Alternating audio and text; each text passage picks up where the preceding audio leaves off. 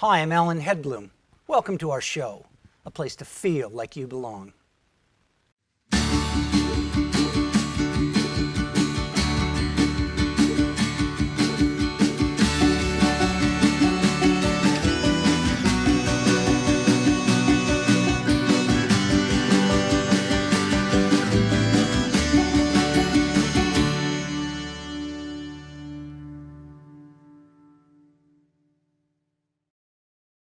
Parisian-born Luna Atamian is an advocacy professional working in New York City, but her heart spends equal time in 3 other places. More on that in a minute. A legal eagle by training, she has studied law in Paris, Madrid, and in the Big Apple at Columbia University. In her day job, she serves as the Eastern Chapter Director at Forward.us, advocating for policies that keep the United States competitive in the 21st century. In her spare time, Luna is a contributor for the Huffington Post. She speaks 5 languages and sings opera. Luna, welcome to Feel Like You Belong. Hi, Alan. How are you? Great. A real joy to have you on the show today. Thank you so much for having me. You bet. Now, when people ask you, where are you from, what do you tell them? So it is always a really difficult question. I was raised in France. I have a French passport, but my immigration story is a little complicated. So I belong to 2 other countries. One is Armenia and the other is Uruguay. So I usually say France because it's easier.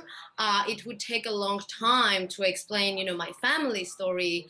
But, I really feel Armenian, Uruguayan, and French at the same time. And I think at the moment, being in New York, I really feel New Yorker as well. So it only complicates my story. Yes. So your dad is from Uruguay. Your mom is from Armenia. How did your parents meet? Although my father, grew up in Uruguay, he's actually ethnically Armenian. He went to Armenia, as a tourist, and he was really passionate about music. My mother is a professional musician, and they actually met at the opera when my mother was performing. He was supposed to stay in Armenia for a few months, and he ended up staying for a few years. And then because my grandfather was Armenian from France, I know it's complicated, they decided to go back to Paris. Okay. Okay. So now you came to the U.S. looking for the American dream. Absolutely. What makes the U.S. so special? Well, I think it is a really well fact known, something that everybody acknowledges that with a good idea and a lot of hard work, you can actually make it in this country. I think this country welcomes, creativity and entrepreneurship. And that's something that I was missing in France. I'm currently doing advocacy, but maybe at some point I would like to have my own company. And I think that New York is just the best place to do so. And beyond that, I'm just really in love with this city.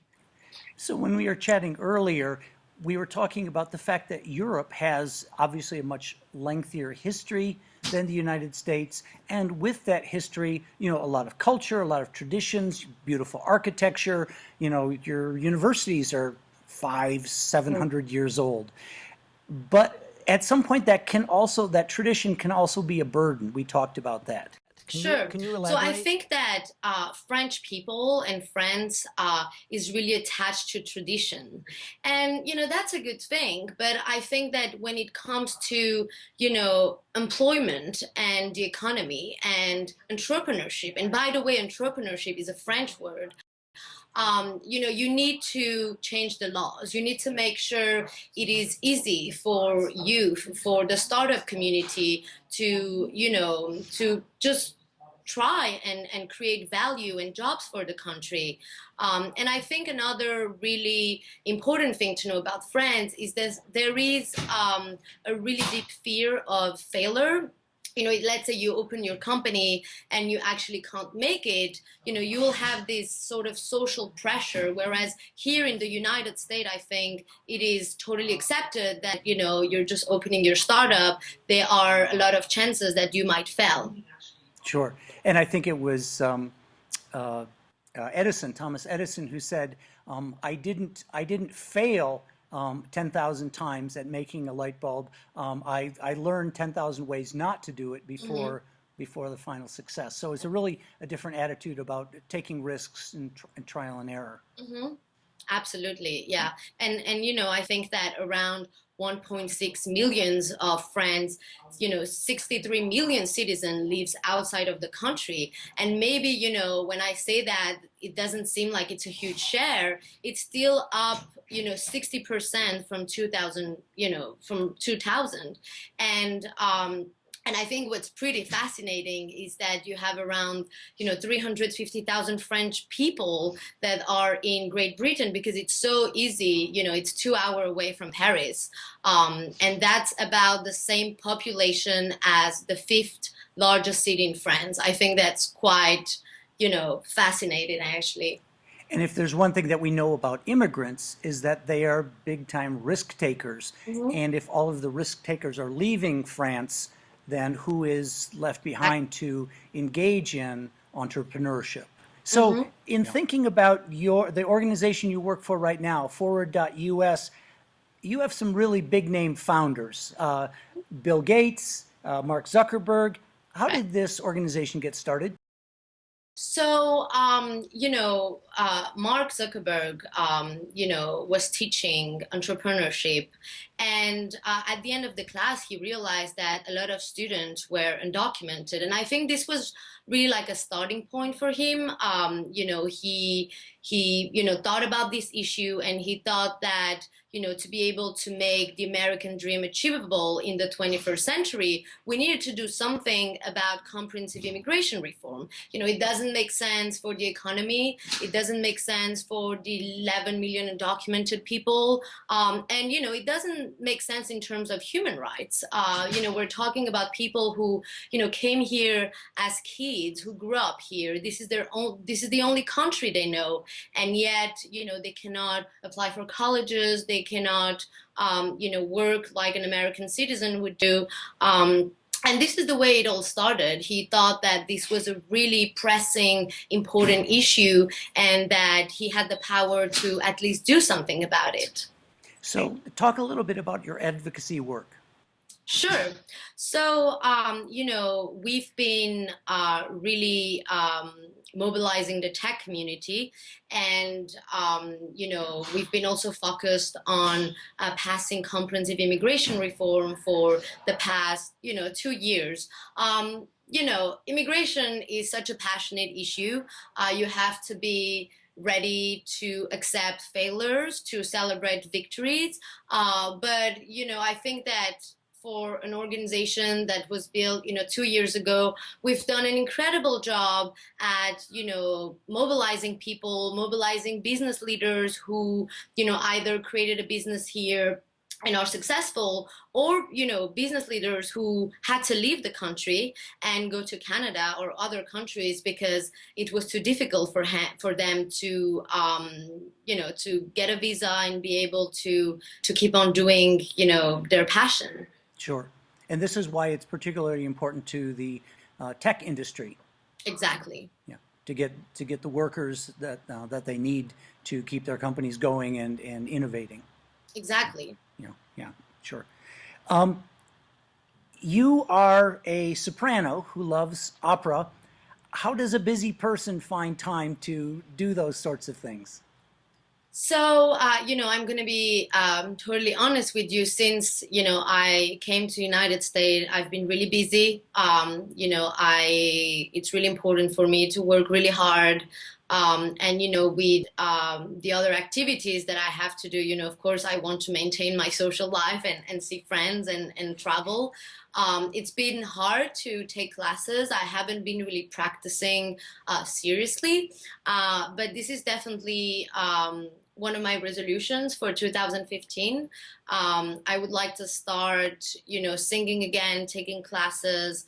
But I go to the opera quite often, and it's just my own therapy. When I have something that I need to process, I listen to opera, and it gives me the joy, the pain, the hope, all the different feelings I need to move forward. Well, and if there's ever a city to enjoy this art form, certainly New York is a great place to do that. So you had said that you consider yourself now a New Yorker. What creates belonging for you in New York? So what I really like about New York is really the multicultural aspect of it. Something that New York gives me is, I don't have to really wonder where I'm from. Of course, I'm really proud of my origins, and it is with me, it is who I am. But because New York is so multicultural, you feel New Yorker because New Yorker means that you are multicultural.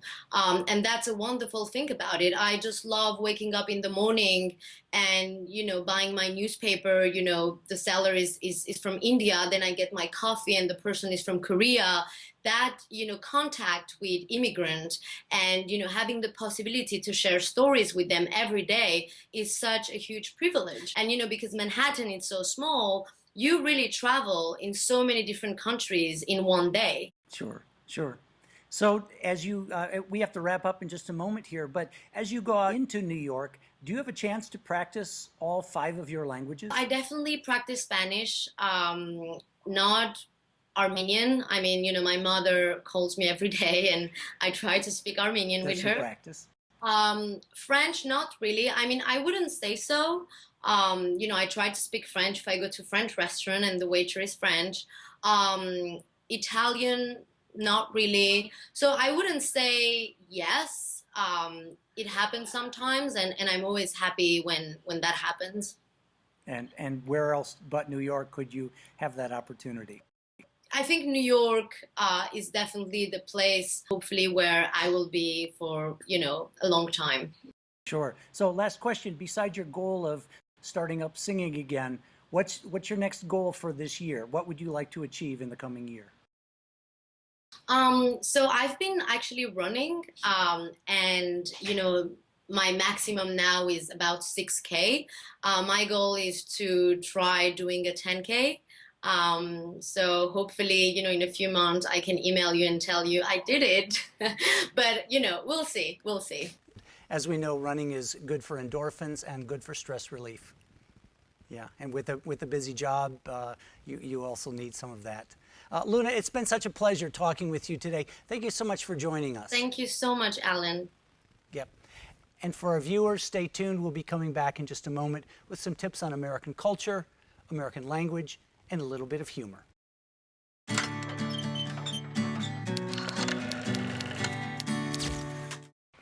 A while ago, I was reminded about the importance of choosing the right words in our communication.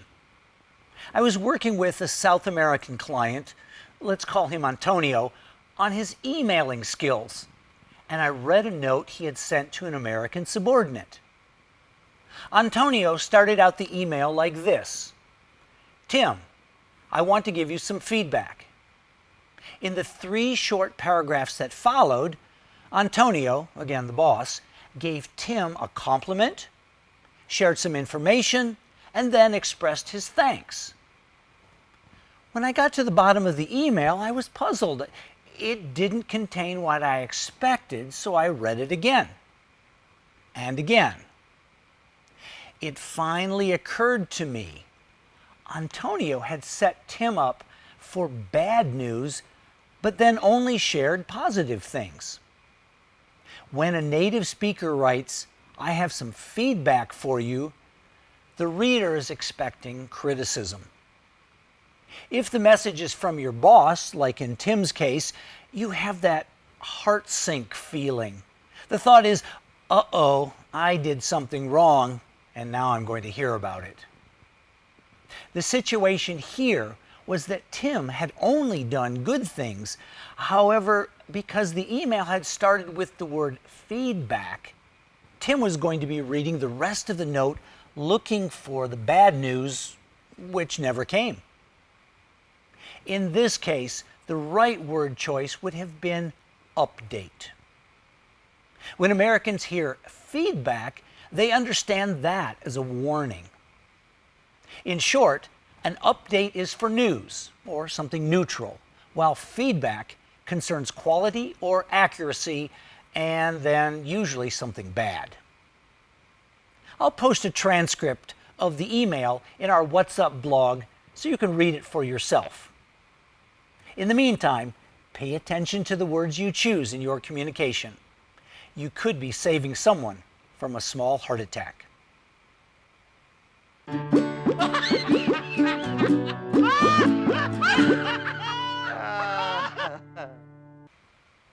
The teacher was collecting homework assignments and noticed Billy had not turned anything in. "Billy, where is your homework?" Billy, a bad student but quick thinker, said, I lost it while fighting a kid who said you weren't the best teacher in the school."